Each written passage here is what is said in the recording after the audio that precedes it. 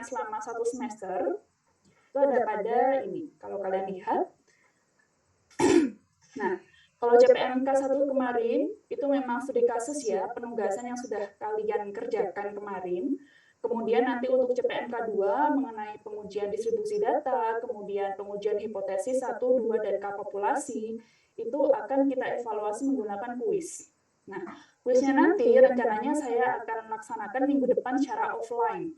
Ya, jadi silahkan bagi yang belum ada di Surabaya, silahkan mulai ke Surabaya ya. Jadi kemungkinan nanti hari Selasa itu kita melaksanakan kuis secara offline di lab komputer yang ada di departemen.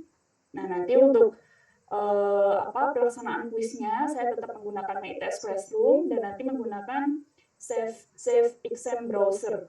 Kalau di komputer lab di departemen itu semuanya sudah terinstall SIB, jadi kalian tidak perlu khawatir nanti misalkan harus install kembali di laptop dan sebagainya. Gitu, makanya nanti semuanya harus offline ya, jadi silakan yang masih di luar Surabaya bisa siap-siap untuk ke Surabaya. Begitu.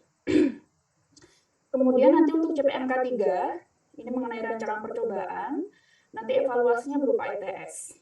Dan persentasenya itu cukup besar, yaitu 30% ya, karena memang kalau dilihat dari materinya sendiri, untuk rancangan percobaan itu termasuk banyak ya, kan ada rancangan acak lengkap, ada rancangan blok, kemudian ada faktorial, seperti itu. Jadi di sini kalau kita lihat dari persentase pertemuannya, maka bobot CPNK 3 itu yang paling banyak. Kemudian nanti setelah ETS, kita masuk ke CPNK 4, 5, dan 6. CPNK 4 ini isinya adalah metode regresi linear dan linear sederhana dan berganda. Untuk evaluasinya berupa studi kasus atau penugasan. Kemudian nanti di CPNK 5 dan 6, yang tadi sudah sempat saya jelaskan mengenai regresi dummy dan regresi Poisson. Nah, ini adalah proyek tim ya, jadi final project menggantikan EAS. Begitu, bobotnya adalah secara garis besar final projectnya ada 30. Gitu ya, jadi nanti bisa dipersiapkan. Jadi dalam hal ini untuk pengolahan data, untuk tes, itu hanya dilaksanakan sebelum ETS, berupa kuis dan berupa ETS. Sisanya itu adalah tugas. Karena pertama kita menyesuaikan kalau pengolahan data, itu memang harusnya banyak praktek begitu ya, dari studi kasus ataupun final project dan sebagainya. Jadi kita menyesuaikan itu saja. Oke, nanti ini saya coba share di MyTest Classroom ya. Ini hanya sebagai gambaran bagi kalian. Jadi nanti kalian bisa mengira-ngira, oh kalau misalkan nilai kuis saya segini, ETS segini, nanti untuk semua nilai akan saya floorkan di MyTest Classroom. Jadi nanti bisa dilihat pada masing-masing penugasan, pada masing-masing kuis. Jadi nanti kalian bisa menghitung sendiri. Begitu ya. Saya menghindari nilai sulapan gitu. Jadi kadang mahasiswa itu bingung nilai saya kok segini ya, dari mana gitu. Nah, nanti kalau saya sebisa mungkin ada transparansi nilai. Kalau kalian merasa bahwa saya rasa nilai saya nggak bisa lebih dari ini Bu, kayak gitu. Nah, nanti silakan kalian bilang ke saya. Gitu ya. Oke, selanjutnya saya coba untuk membahas dari tugas pertama kalian kemarin ya. Saya nggak tahu, semua ini di luar ekspektasi saya, Re. Maksudnya tuh nggak kayak gini, tapi saya lihat hampir semua mahasiswa itu ngerjainnya modelannya kayak gini. Kalau kalian lihat pada petunjuk penugasan kemarin, saya mintanya kan kalian membuat laporan mengenai eksplorasi data. Kalian sebelumnya sudah pernah membuat laporan kan ya? Dari praktikum, di bagian alat pembahasan, itu kan pasti diawali dengan eksplorasi data, baik dari visual maupun dari statistika deskriptif.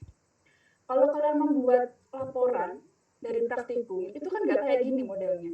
Kalau ini namanya adalah kalian menuliskan simpat, bukan laporan. Ya, jadi yang saya minta bukan ini. Kalau yang ini itu dimasukkan pada R-script yang kemarin saya minta kalian untuk upload juga. Jadi kan kalau tugas pertama itu ada 2. Pertama adalah laporan mengenai mengenai eksplorasi data. Yang kedua adalah R-script-nya, yaitu sintaks yang kalian gunakan untuk melakukan eksplorasi data. Kalau yang ini adalah R-script-nya, bukan laporannya. Ya. Jadi kalau laporannya itu kalian memang benar-benar menjelaskan. Seperti kalian menulis bab analisis dan pembahasan di modul praktikum bagian eksplorasi data atau visualisasi data atau statistika deskriptif. Gitu ya. Kemudian kemarin saya juga sebenarnya sudah sempat memberikan referensi bagaimana cara melakukan visualisasi data menggunakan R. Kalau misalkan kalian benar-benar mempelajari link yang saya berikan, itu harusnya di bagian eksplorasi data itu tidak hanya mencangkup materi yang sudah saya jelaskan sebelumnya, tapi juga dari visualisasi datanya. Saya lihat kebanyakan masih belum menampilkan visualisasi datanya, hanya berupa statistika deskriptif, kemudian dan itu pun juga dalam bentukannya seperti ini, gitu. Kalau kalian lihat di situ, datanya kan ada data ada missing data, kemudian seingat saya juga ada outlier. Nah, tujuan saya memberikan tugas kalian eksplorasi data itu gunanya untuk saya ingin mengetahui kalian kalau menghadapi permasalahan missing data, outlier itu seperti apa sih? Apa yang perlu maksudnya yang kalian lakukan nanti seperti apa? Ini sangat berguna karena semester depan kan kalian sudah proyek akhir ya. Dan ketika kalian melakukan proyek akhir, entah itu datanya primer ataupun sekunder, itu pasti, bukan pasti sih, sebagian besar kalian akan menemukan data-data yang tidak semestinya, entah itu outlier, entah itu missing data, begitu. Jadi saya ingin kalian latihan dari sekarang. Kalau kalian menghadapi data-data seperti itu, apa yang akan kalian lakukan? Langkahnya sudah benar tidak? Begitu. Jadi saya memberi tugas ini tuh bukan sekedar ngasih tugas untuk dapat nilai, tapi sebenarnya ini untuk latihan kalian nanti. Begitu. Ya, jadi saya harap untuk tugas satu nanti silahkan dikerjakan lagi. Saya kasih deadline mungkin sampai Senin ya, Senin depan aja deh. Kalau misalkan kalian terlalu berat, kalau harus diselesaikan dalam 1 hari misalkan. Jadi nanti silakan dikerjakan lagi. Saya ingin laporannya itu memang benar-benar berupa laporan, bukan sintak. Sintaknya nanti juga perlu dilampirkan, tapi untuk laporan eksplorasi datanya itu memang harus benar-benar bagus. Kalau kalian bingung yang dimaksud eksplorasi data itu, silakan kalian baca-baca laporan proyek akhir dari kakak kelas kalian, atau mencari referensi di artikel ilmiah misalkan. Ya, dari sekarang harus mulai belajar untuk banyak baca dari artikel ilmiah, gitu. Itu pasti akan berguna banget buat kalian kalau sudah masuk proyek akhir. Gitu ya. Kemudian kemarin masih banyak yang bingung, Bu, bagaimana sih caranya menyimpan R-script dari RStudio Cloud? Ya. Jadi kalian nanti, contohnya ini, misalkan, ya ini kalian save dulu. Misalkan saya kasih baru deh. Misalkan ini isinya script kalian ya. Kalian save dulu. Misalkan saya kasih contoh script. Di save. Nah, kalau sudah di save, nanti kan akan muncul di sini. Ya. Kalian tentang yang mau kalian save scriptnya, kemudian klik more, lalu pilih export. Baru nanti kalian, ini namanya bisa kalian ubah atau tidak, terserah kalian. Misalkan mau kalian ubah nama NRP gitu ya, nama kalian apa, NRP berapa, kemudian di-download. Nah, nanti itu sudah bisa kalian save di komputer kalian. Itu kalau menggunakan RStudio Cloud. Kalau yang menggunakan software RStudio itu kan bisa langsung ya, nggak perlu istilahnya mengekspor dan sebagainya. Gitu ya. Jadi saya harap nanti nggak ada lagi pertanyaan bagaimana Bu cara cara menyimpan skripnya, terus kemudian saya minta waktu tambahan dan sebagainya. Kalau ada tugas, silakan dibaca baik-baik untuk petunjuknya. Ya. Oke. Sudah jelas? Jadi nanti untuk tugas 1 silakan dikerjakan kembali sebaik-baiknya, karena itu memang masuk dalam evaluasi untuk CPNK 1. Saya kasih waktu sampai hari Senin pukul 23.59. Nanti bisa diupload pada pertemuan 2.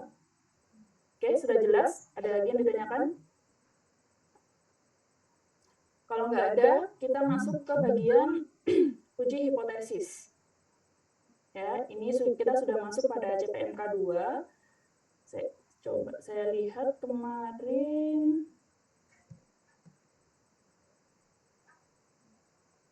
untuk konsep dasar pengujian hipotesis. Saya belum sempat lihat nilainya berapa ya kemarinnya.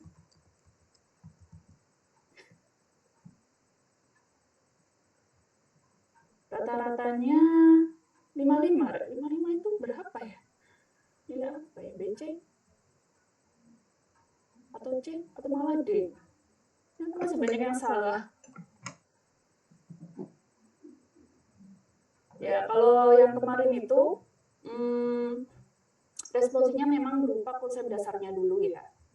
Jadi konsep dasar itu memang penting untuk dikuasai dulu sebelum kalian masuk pada analisis intinya.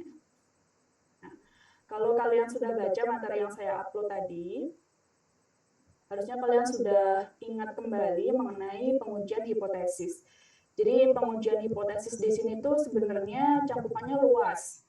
Ada pengujian hipotesis untuk asumsi distribusi, kemudian ada pengujian hipotesis untuk menguji parameter populasi dari 1, 2, atau K populasi, dan lain sebagainya. Ya.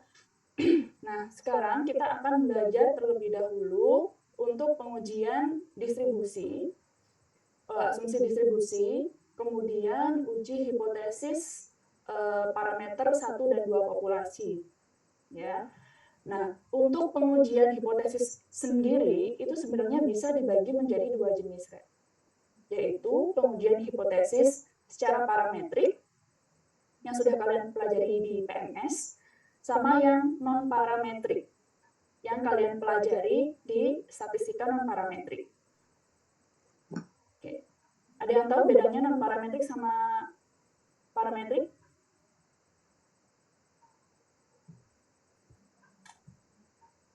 Apa bedanya statistika parametrik dan non-parametrik?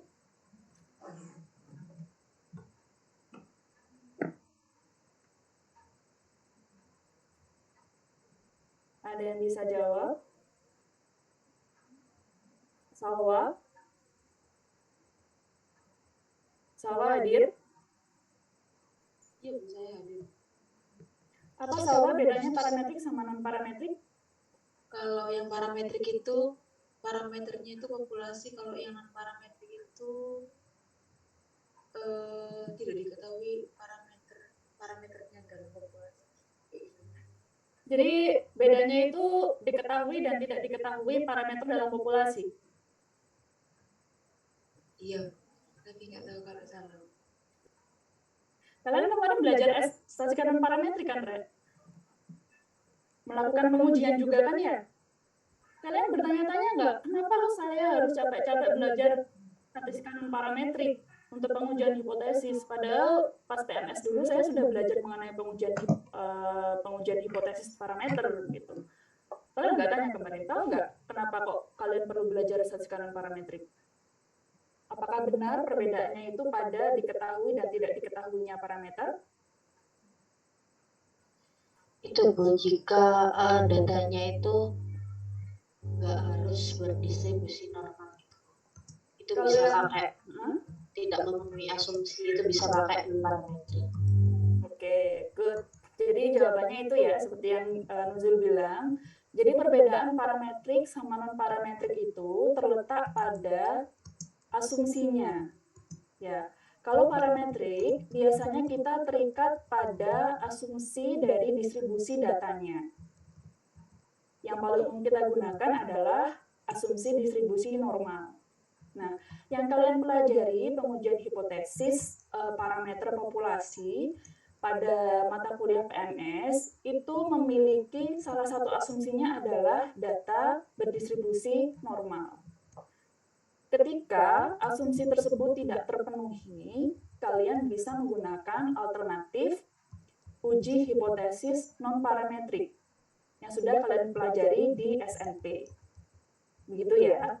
Jadi diingat-ingat, bedanya parametrik sama non-parametrik terletak pada asumsi distribusinya. Kalau non-parametrik, dia bebas dari asumsi.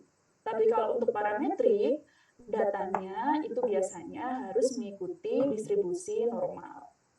Gitu.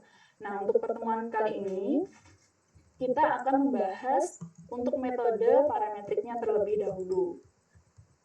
Yang familiar kalian gunakan. Untuk materinya, kita ke rata-rata satu populasi dan dua populasi. Nah, nanti ketika kita masuk ke rata-rata dua populasi, itu kita juga akan belajar mengenai uji homogenitas varians. Ya, karena kalau kalian sudah baca tadi materinya, untuk rata-rata dua populasi itu dibagi lagi menjadi dua. Yang pertama adalah rata-rata ketika variansnya diasumsikan identik. Yang satunya variansnya diasumsikan tidak identik. Ada juga pada rata-rata dua populasi itu adalah pair, artinya dua populasi tersebut saling berhubungan, atau rata-rata antar dua populasi di mana dua populasi itu saling independen atau tidak berhubungan. Kalian harus tahu bedanya seperti apa. Ya, sebelum kita masuk dulu ke rata-rata satu populasi. Nah, untuk pengujian hipotesis rata-rata satu populasi itu ada beberapa asumsi. Ini saya konteksnya adalah pengujian hipotesis parametrik ya. Ada yang ingat untuk asumsinya apa saja selain berdistribusi normal tadi?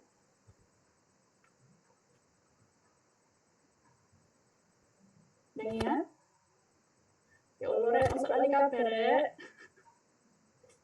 Terus nanti kalau kalian sidang proyek akhir terus ditanya, ternyata pada akhir sekalian itu ada uji hipotesis rata-rata dua populasi gitu. Terus sama pengujinya ditanya, asumsi dari pengujian kamu ini apa sih?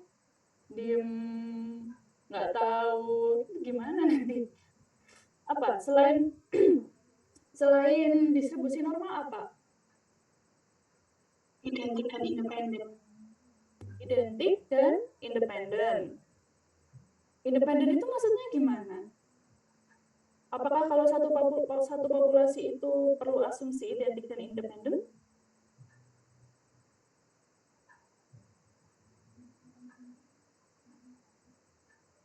Gimana? Coba dari skala pengukurannya dulu.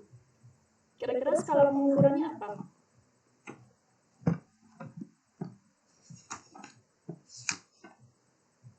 Skala pengukurannya apa, Rek? Ingat skala pengukuran apa saja? Ada berapa skala pengukuran? Ada 4. Apa saja? Nominal, ordinal, interval, rasio. Oke, kalau yang digunakan dalam pengujian hipotesis parameter populasi ini, skala pengukurannya apa? Kira-kira? Interval atau rasio. Betul, interval atau rasio. Kemudian untuk pengambilan sampelnya, asumsinya apa? Diambil secara acak. Diambil secara acak. Jadi kita sudah dapat 3 asumsi. Yang pertama adalah skala pengukurannya rasio atau interval. Kemudian sampelnya diambil secara acak. Kemudian yang ketiga adalah datanya itu berdistribusi normal. Oke. Nah, kalau misalkan ternyata nanti kalian melakukan pengujian distribusi normal, ternyata hasilnya itu tidak normal gitu ya. Nah, apa yang kalian lakukan? Apakah harus langsung ke non-parametrik kuncinya adalah lihat dulu jumlah sampelnya. Oke, kalau misalkan jumlah sampelnya itu cukup besar, gitu ya, maka meskipun pengujian distribusi normalnya tidak terpenuhi, kalian bisa istilahnya mengabaikan asumsi tersebut selama jumlah sampelnya itu cukup besar. Biasanya lebih dari 30, 50, tergantung pada case-nya. Begitu ya. Jadi untuk sekali lagi, asumsi itu ada yang wajib terpenuhi, ada yang tidak. Nah, asumsi normal ini sangat fleksibel, kita bisa melihat pada jumlah sampelnya. Kalau sudah cukup besar, meskipun ternyata setelah kita melakukan pengujian hipotesis untuk asumsi distribusi normal ternyata tolak H0 alias tidak normal, tapi selama jumlah sampelnya cukup besar, maka kita bisa memaklumi atau mengasumsikan asumsi tersebut, gitu ya. Oke. Oke, sekarang jadi untuk pengujian hipotesis, untuk analisis pada pengolahan data ini, sebenarnya kalian bisa menggunakan software apapun ya, Rek. Kalau di kelas sebelah itu mereka pakai Minitab sama SPSS, ya. Sebenarnya itu kalian juga bisa menggunakan. Cuma ada waktu di mana kalian, maksudnya ada saat di mana Minitab dan SPSS itu tidak sufisien untuk melakukan analisis data karena keterbatasan menu dan sebagainya, begitu ya. Makanya dalam hal ini saya lebih prefer menggunakan R. Pertama karena R itu adalah open source, jadi kalian nggak perlu beli lisensi, kalian sudah bisa menggunakan R. Kemudian untuk metode yang digunakan, yang bisa kita gunakan menggunakan R Studio itu banyak sekali, yang kadang tidak tercover di Minitab ataupun SPSS, begitu. Ya, oke, sekarang kita coba praktek ya. Untuk datanya saya belum sempat, saya lupa belum upload di MyTest Classroom, jadi saya share aja lewat chat room ya. Silakan, itu bisa di-download.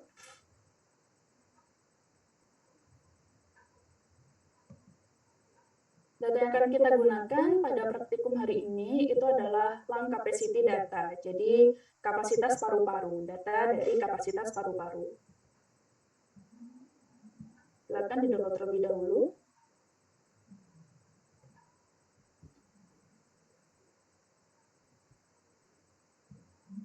Sudah?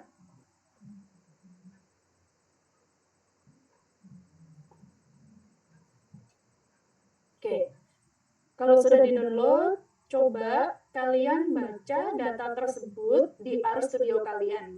Mau pakai software yang sudah ada di laptop atau pakai R Studio Cloud, silakan. Bisa kedua-duanya, bisa salah satu.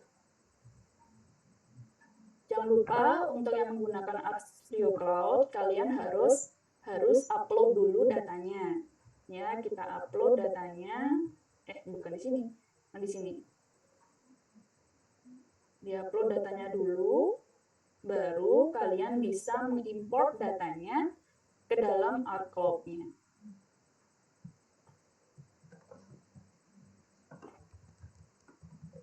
Untuk mengimport datanya, kalian bisa menggunakan fungsi read.csv, atau kalian bisa menggunakan langsung seperti ini. Ini kalian klik, kalian pilih import dataset.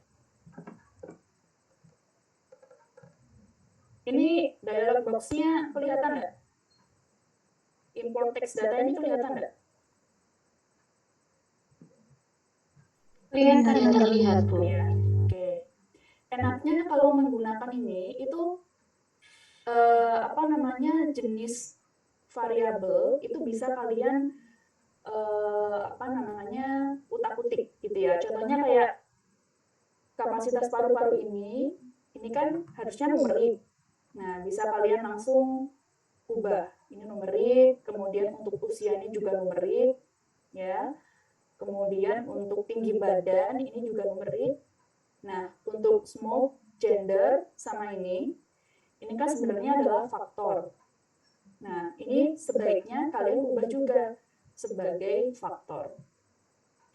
Ketika kalian mengubah karakter dari variabel ini, jenis dari variabel ini menjadi faktor, maka kalian perlu mendefinisikan faktornya itu apa saja sih dari variabel ini. Kalau kalian lihat faktornya ada no sama yes. Berarti dalam hal ini kalian ketik no dan yes.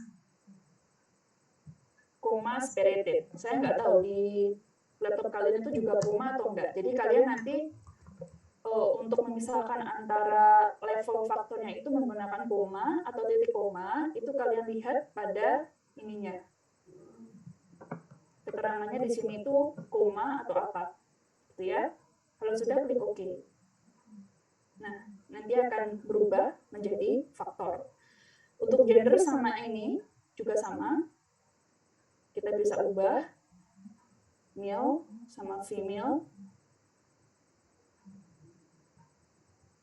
Oke, ini juga no sama yes. Oke, kalau sudah, kalian tinggal klik import. Nah, kalau data tersebut sudah muncul pada ini, environment, di sini, berarti datanya sudah sukses terbaca di RStudio kalian. Kalau kalian breakdown, kalian bisa lihat, oh ada ke-6 variabel tadi sudah berhasil kita import.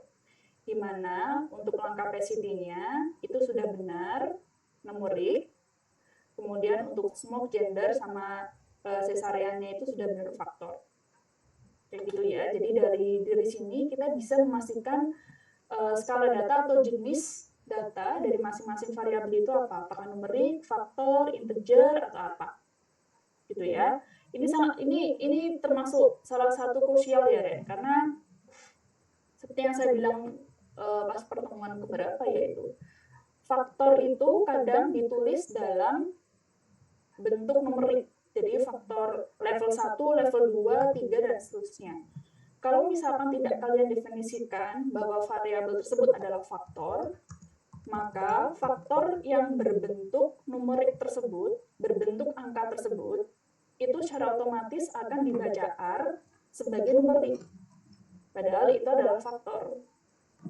Kalau analisis misalkan menggunakan regresi logistik, ternyata responnya yang harusnya kalian definisikan sebagai integer atau faktor, tapi terbaca sebagai numerik, maka hasilnya pasti akan berbeda.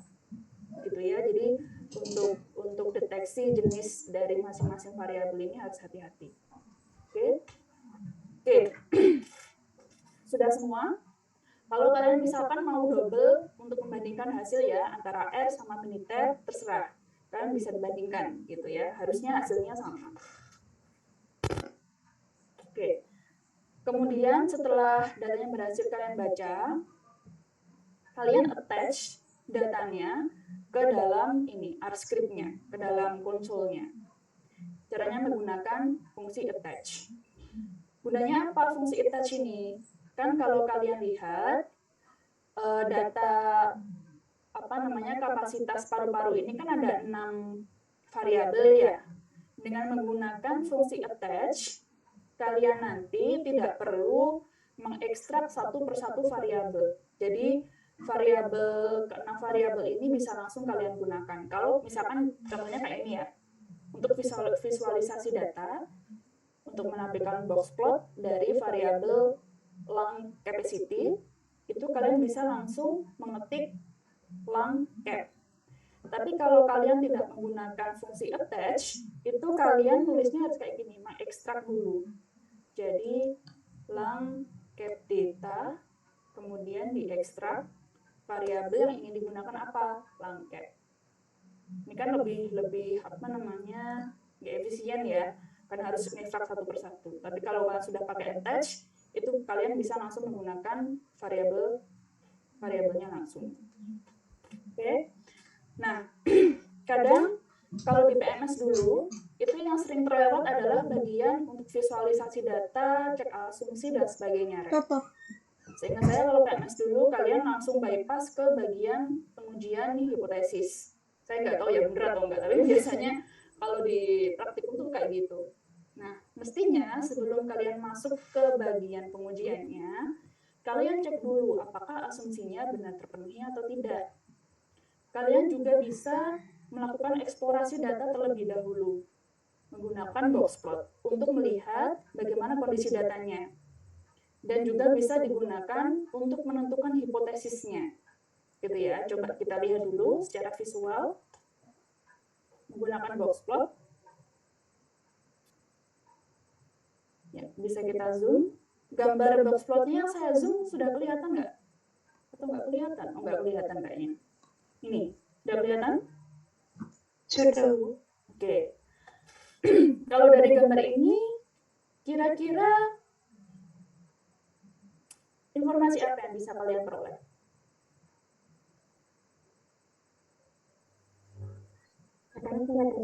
Datanya simetris. Datanya simetris. Terdapat satu data outlier bawah. Gimana?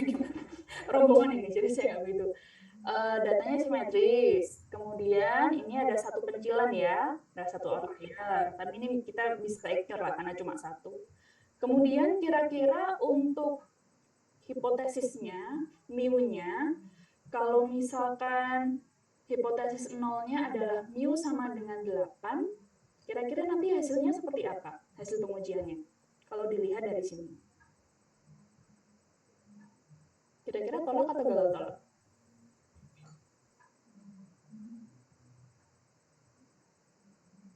Yang bisa gagal tolak. Kenapa? Karena di sini rata-ratanya menunjukkan 8. Apakah ini rata-rata? Itu garis median. Garis median. Kalau kondisinya seperti ini, apakah kita bisa menyimpulkan kalau rata-ratanya itu sekitar di angka 8?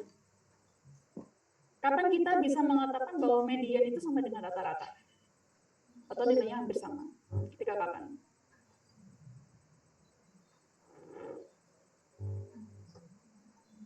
Kalau datanya simetris itu artinya apa sih?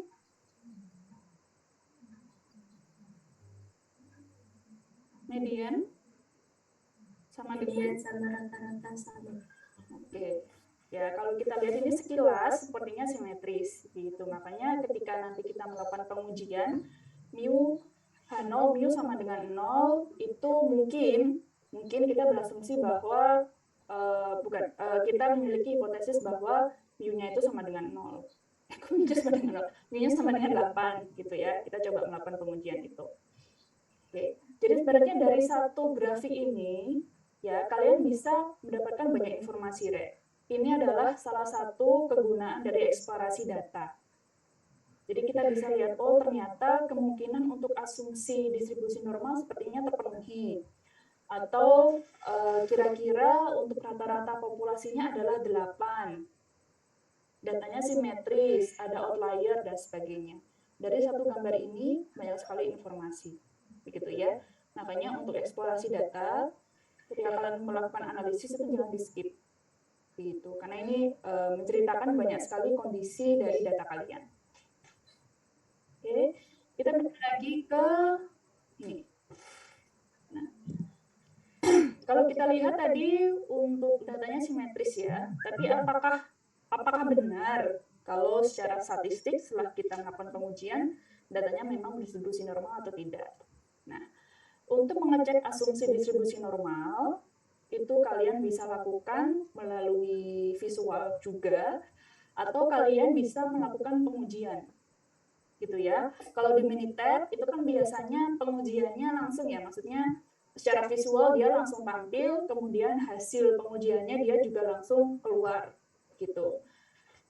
Nah, kalau di R itu kalian harus mengeluarkan satu-satu. Kalau secara visual kalian bisa menggunakan QQ plot atau bisa menggunakan histogram. Tapi saya sarannya adalah kalian menggunakan QQ plot ya, karena kalau pakai histogram itu sangat bergantung pada pembagian kelas interval. Kalau untuk QQ plot kalian bisa menggunakan fungsi QQ norm. Dalam kurung adalah variabel yang akan kalian uji asumsi distribusi normalnya. Oke. Kalau kita lihat di sini, ini ada beberapa outlier ya kalau kalian lihat di gambar ini, tapi sebenarnya overall itu berada pada garis. Kalau kita tarik garis gini ya, harusnya pada garis. Coba kalau kita tambah QQ line bisa nggak ya?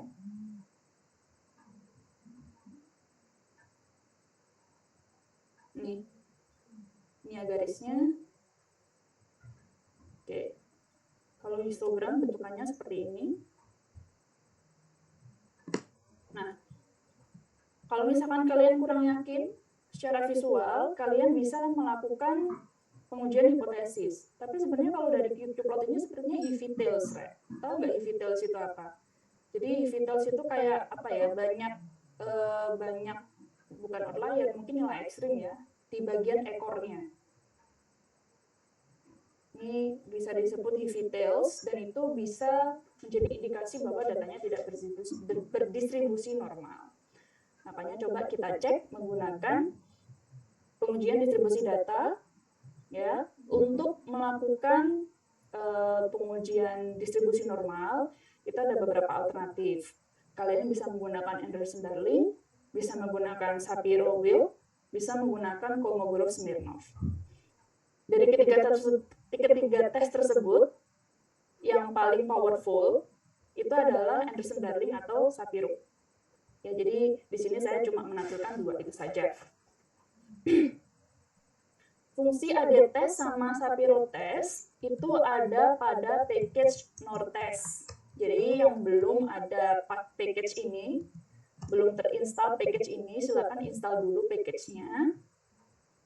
Kalau sudah terinstall, kalian bisa mengeload atau agar library ini terbaca di R-nya menggunakan fungsi library. Gitu.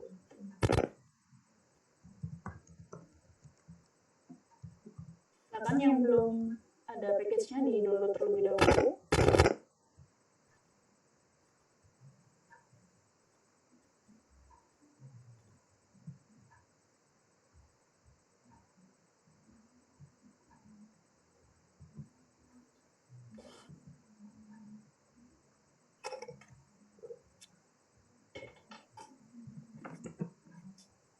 Sudah? Sudah di-load juga? Sudah. Oke.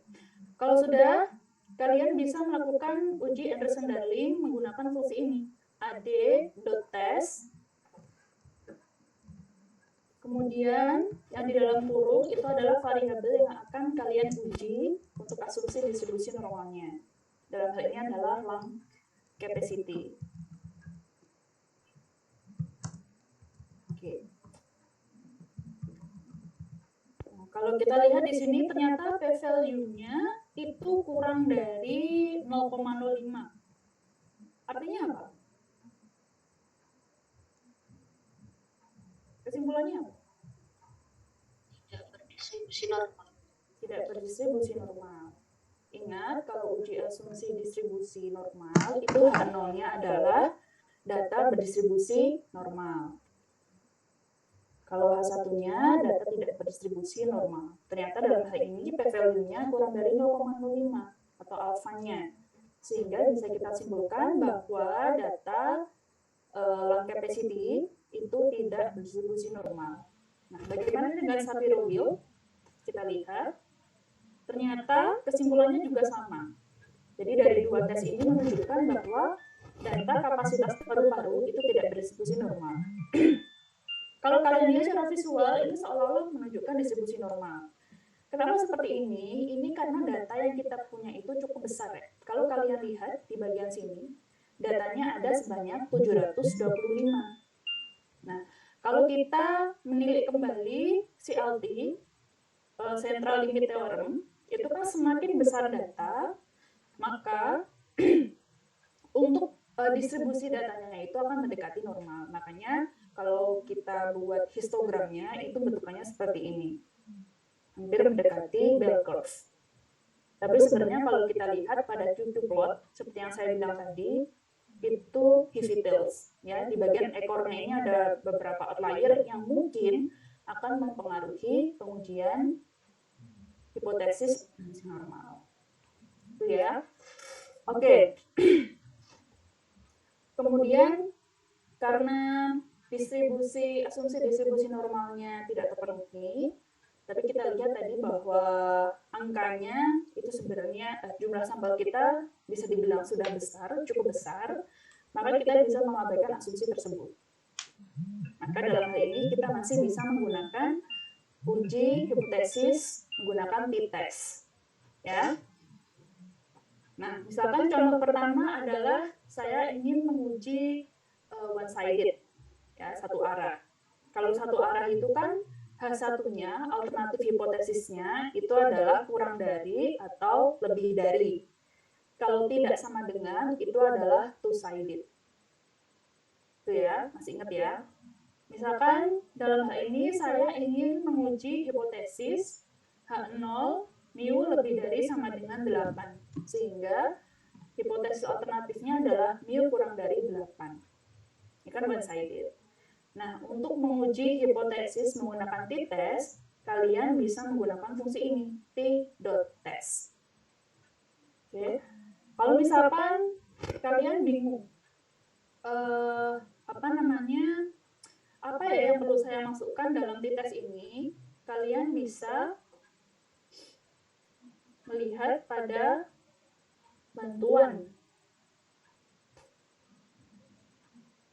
Nah, di sini nanti akan terlihat t-test ini isinya apa saja. Ada X, ada Y, ada alternatif, one-sided atau two-sided.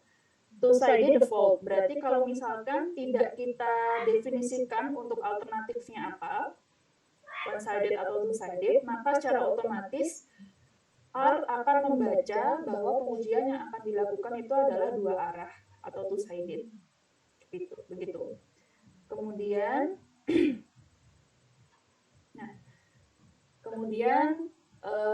di sini juga ada confidence level. Kita ingin mengeluarkan confidence interval dari pengujian hipotesis ini. Itu ya. Kalau sudah, kalian bisa jalankan untuk sintaknya. Kalau kita lihat dari hasil pengujiannya,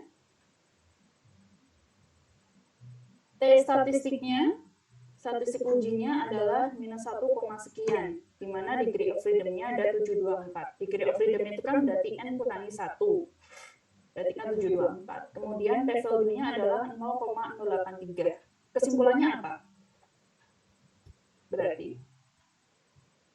Gagal tolak, Bu. Berarti rata-ratanya sama dengan 8. Rata-ratanya sama dengan 8. Rata-ratanya bisa sama dengan atau lebih dari 8. Gagal tolak kan? Nah, kemudian dalam hal ini adalah confidence intervalnya.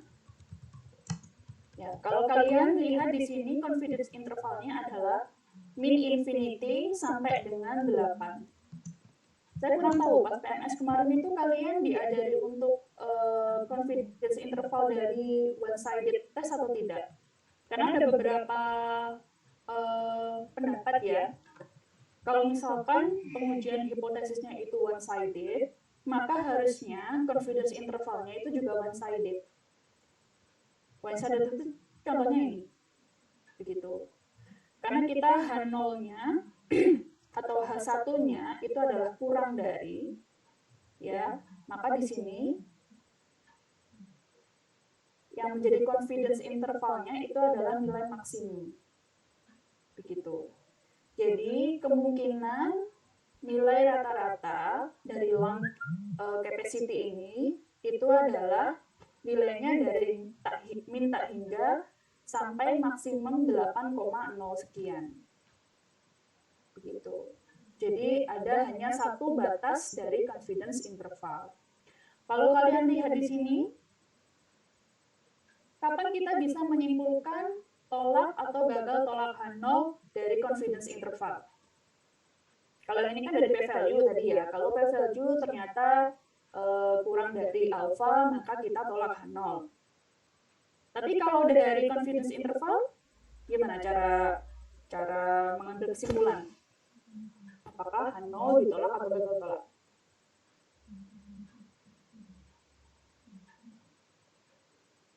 Ada yang tahu? Bisa dilihat dari mananya? Dari itu Bu, sampel rata-ratanya sampel. Rata-ratanya sampel. Terus hubungannya dengan confidence interval? Dilihat apakah rata-ratanya itu masuk di dalam confidence interval atau di luarnya. Oke. Jadi begini ya. Misalkan H0 sama dengan mu suatu nilai tertentu. Kemudian H1 adalah, kalau kasus kita kan lebih dari sama dengan, mu kurang dari mu0 tertentu. Kemudian kita dapat confidence interval 95 confidence interval, itu adalah min infinity atau mu0 kurang dari, tadi nilainya berapa? 8,02. Ya.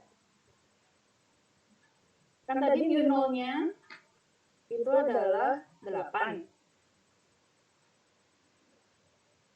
Kalau nilai 8 ini masuk ke dalam range confidence interval, maka kita bisa simpulkan untuk gagal tolak H0. Jadi kita melihatnya itu lebih tepatnya adalah ini, mu0 yang ada dalam hipotesisnya. Bukan rata-rata yang ada dalam hitungan sampelnya, tapi adalah mu0-nya ini yang masuk dalam dalam hipotesisnya.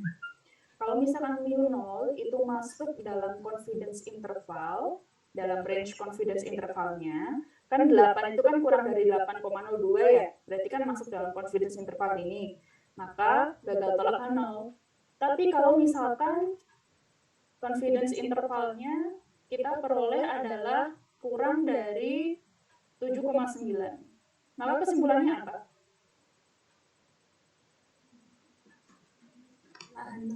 Tolak H0. Kenapa? Karena maksimum nilai dari mu-nya itu adalah 7,9. Sementara mu yang masuk dalam hipotesisnya itu adalah 8. 8 kan tidak masuk atau lebih dari 7,9. Makanya kita tolak H0. Gitu ya. Jadi cara melihat apakah benar hipotesisnya itu bisa melalui p-value atau statistik uji T, juga bisa melalui confidence intervalnya. Gitu. Oke. Ini adalah contoh dari one-sided. Kemudian kalau misalkan kita ingin menggunakan two-sided atau dua arah. Kalau dua arah itu kan berarti alternatif dari hipotesisnya itu adalah mu tidak sama dengan 8. Sehingga bisa jadi lebih dari, bisa jadi kurang dari. Itu sintaknya tetap menggunakan ini, cuma yang diubah adalah alternatifnya. Ya, kalau kalian lihat tadi di bagian help, itu kan alternatifnya ada two-sided, ada greater, atau less. Jadi ini tinggal kita ubah menjadi two-sided. Nah, yang dimaksud default di sini adalah kalau misalkan kalian tidak mendefinisikan alternatifnya itu one-sided atau two-sided ya, maka secara otomatis sintak ini akan mendeteksi bahwa pengujian hipotesis yang kalian lakukan itu adalah two-sided. Coba kita bandingkan hasilnya. Oke. Kalau kalian lihat, hasilnya sama. Untuk sintak pertama, itu alternatifnya ditulis two-sided. Untuk yang kedua, itu tidak ditulis, tapi hasilnya sama. Karena untuk two-sided ini, itu ada default-nya dari pengujian hipotesis. Kalau dari sini, bisa kita lihat bahwa dia juga tolak H0. Berarti rata-rata populasinya adalah sama dengan 8. Gitu. Untuk confidence intervalnya juga bisa kalian lihat di sini ya. Kalau selangnya itu ada 2 batas. Ada batas bawah, ada batas atas. Gitu. Karena di sini ada 2, karena pengujian hipotesis yang kita lakukan adalah 2 arah. Makanya di sini ada 2 batas interval. Kalau kita lihat 8 itu masuk dalam selang kepercayaan ini enggak?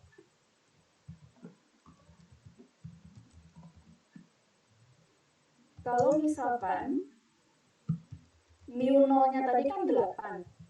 Kalau mu 0-nya itu masuk dalam rentang atau selang kepercayaan ini, maka kita juga bisa menyimpulkan bahwa rata-rata populasinya adalah benar 8. Begitu. Karena kalau dari sini kan kita bisa lihat rata-rata populasinya itu di antara nilai 7,6 sampai 8,05. Dan dalam rentang nilai ini terdapat nilai 8. Makanya menggunakan 95 confidence interval dari pengujian ini kita juga bisa menyimpulkan bahwa rata-rata populasinya adalah 8 atau gagal teluk Hanau. Gitu. Oke, sudah paham ya? Ada ditanyakan? Kalau nggak ada, kita masuk ke rata-rata 2 populasi. Oke, untuk rata-rata 2 populasi ini, kasusnya adalah saya ingin membandingkan kapasitas paru-paru antara perokok dan non-perokok. Kalau kalian lihat di datanya, smoke itu berarti levelnya adalah no atau yes. Dalam artian bahwa variabel ini itu untuk membedakan antara perokok dan non-perokok. Nah, sekarang saya ingin membandingkan bagaimana kapasitas paru-paru antara perokok dan non-perokok.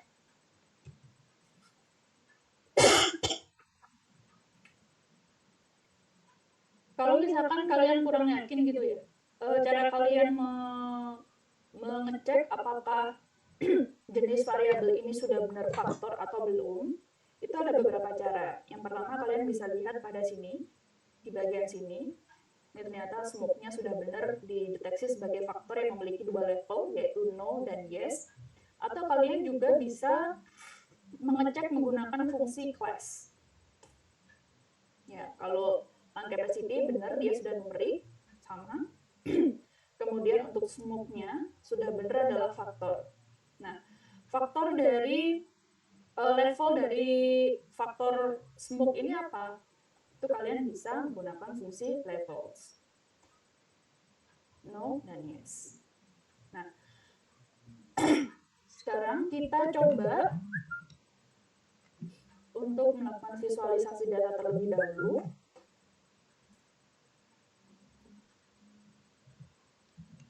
Oke. Kalau kalian lihat di sini, kira-kira apa yang bisa kalian simpulkan dari gambar ini? Atau informasi apa yang bisa kalian dapatkan dari gambar ini?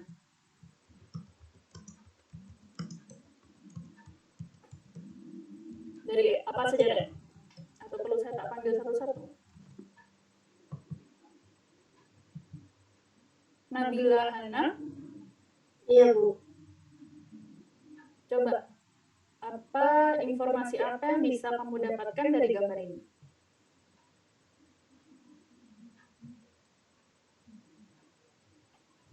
Kelihatan kan box plotnya?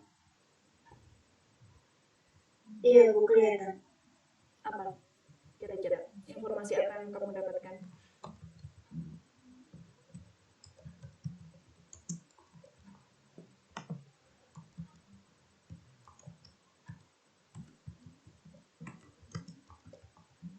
Apa Nabila?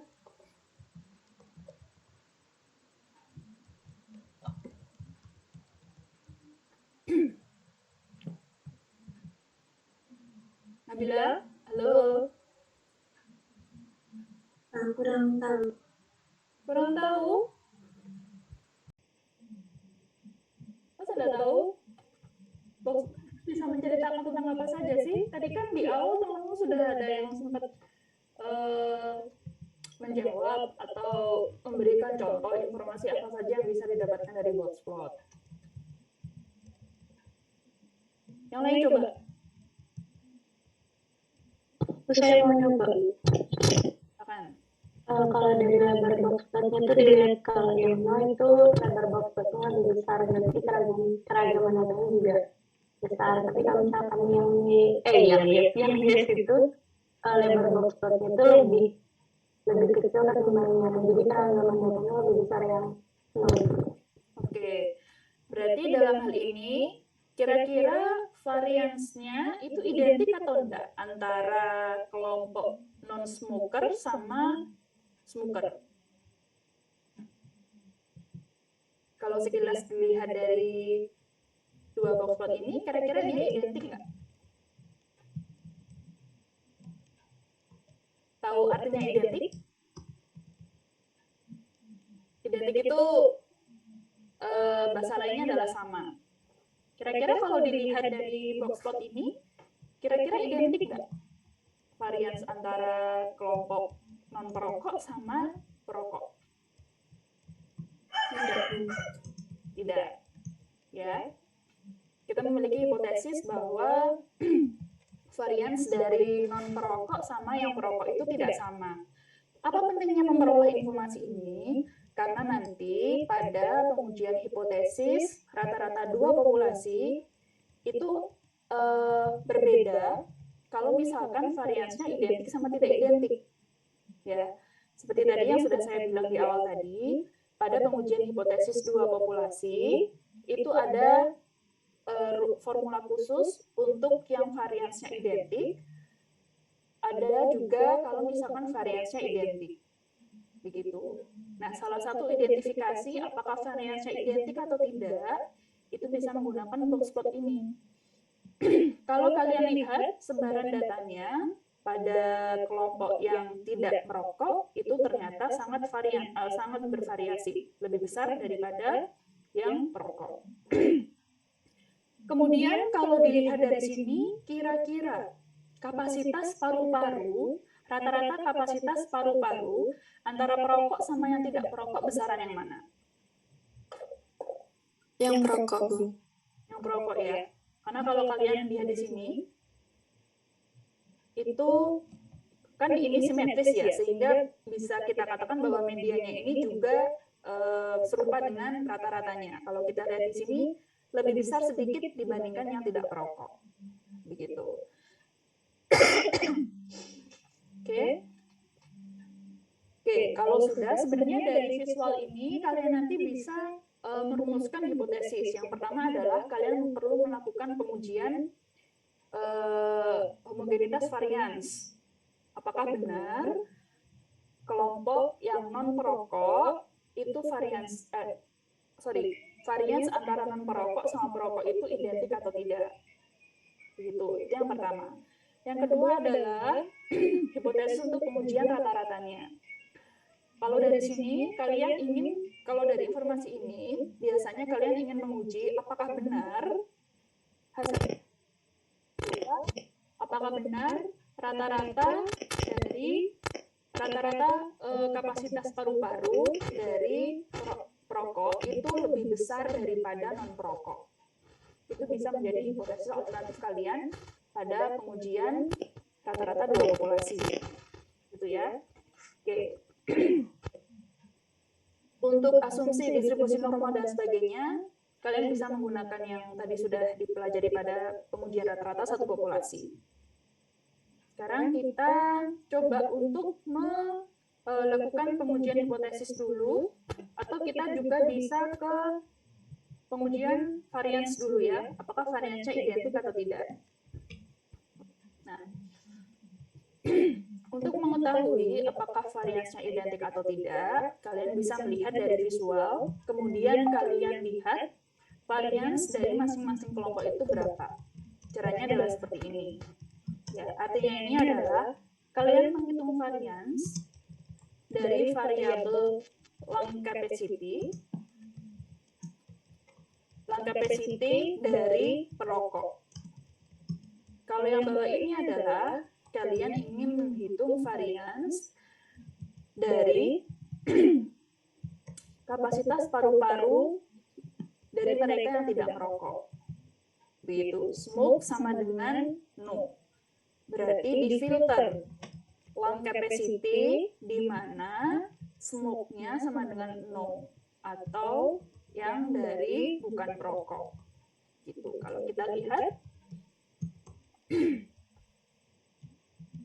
ternyata varians dari kapasitas paru-paru perokok itu 3, sekian, sementara yang tidak merokok itu 7,4.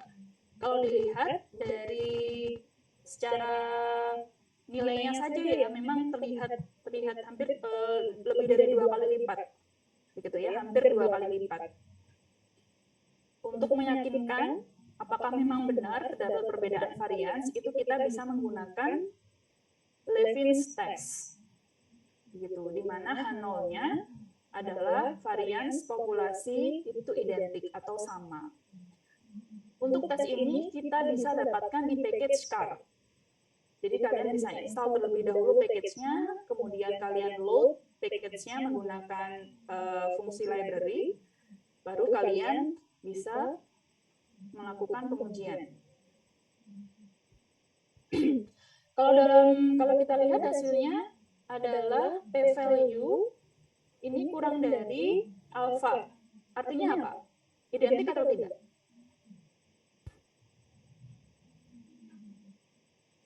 Tidak identik ya, karena kita tolak H0, sementara H0-nya adalah varians populasinya identik.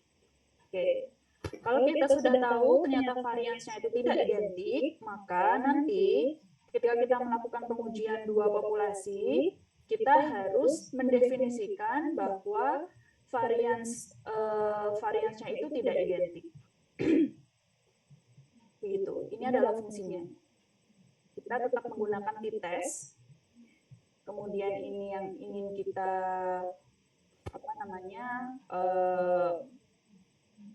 uji, mu-nya adalah 0, mu-nya ini tidak selalu 0 ya, Rek. 0 itu ketika apa? Kalau misalkan, mana sudah habis lagi? Ya, ini coba saya sebentar aja. Misalkan H0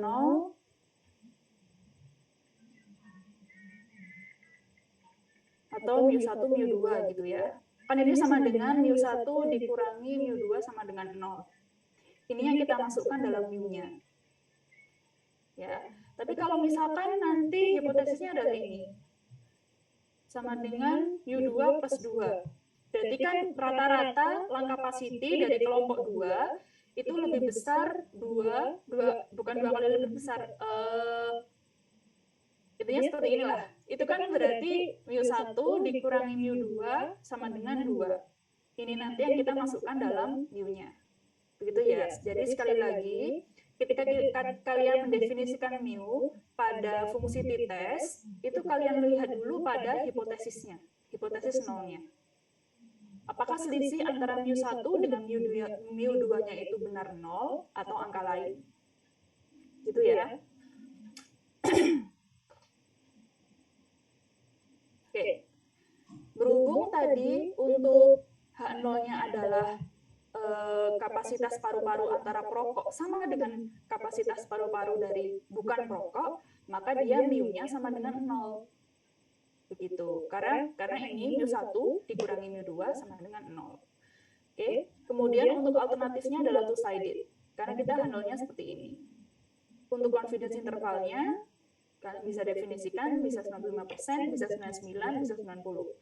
Kemudian yang ini, var.eq itu untuk mendefinisikan apakah variansnya identik atau tidak. Kalau tidak identik, maka kalian tulis F. Kalau misalkan identik, kalian tulis T. Artinya true. Kalau F berarti false. Oke. Kemudian apakah data ini berpasangan atau tidak? Kalau kita lihat ini kan bukan berpasangan, maka kita definisikan F. Gitu ya. Oke, paham? Jadi ini untuk confidence intervalnya, kemudian ini untuk identifikasi apakah variansinya identik atau tidak, kemudian yang pair ini untuk data berpasangan atau tidak. Kalau berpasangan berarti dia T, kalau tidak berpasangan berarti dia F. Oke, tinggal di running saja. Hasilnya seperti ini. Kalau kalian lihat 0 tidak masuk dalam confidence interval, berarti tolak H0. Kita lihat juga p-value-nya adalah kurang dari alfa 0,05. Berarti tolak H0. Artinya memang ada perbedaan rata-rata antara kelompok non-smoker sama smoker. Gitu. Oke. Ada yang ditanyakan sejauh ini?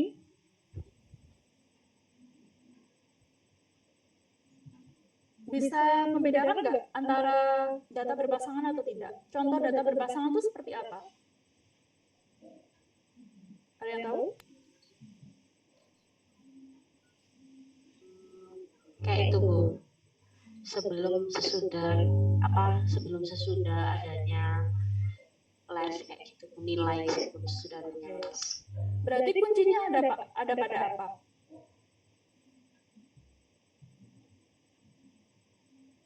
Saya bypass saja ya. Jadi misalkan kalian melakukan pretest sama post-test, begitu kan? Berarti satu individu itu dilakukan pengambilan data sebanyak 2 kali, sebelum dan setelah treatment.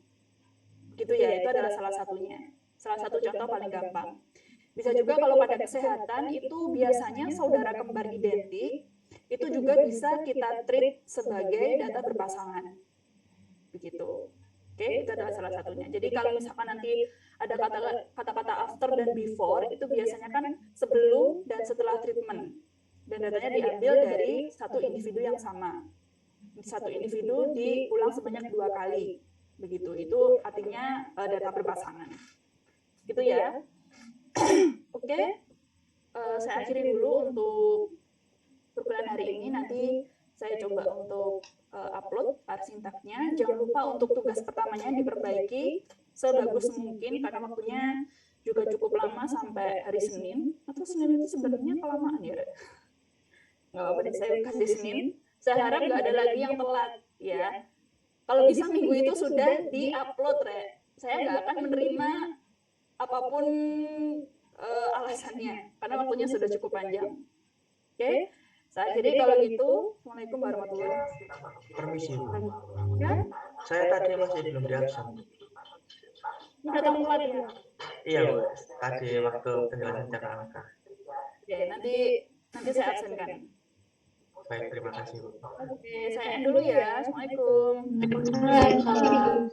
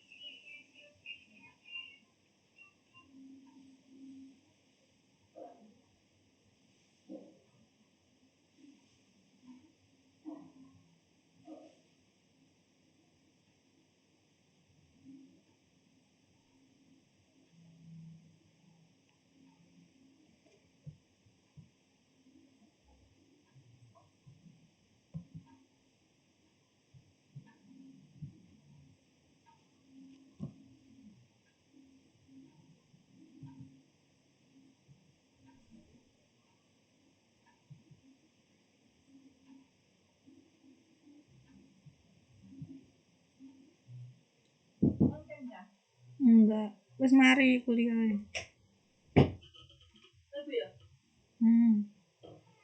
Ya.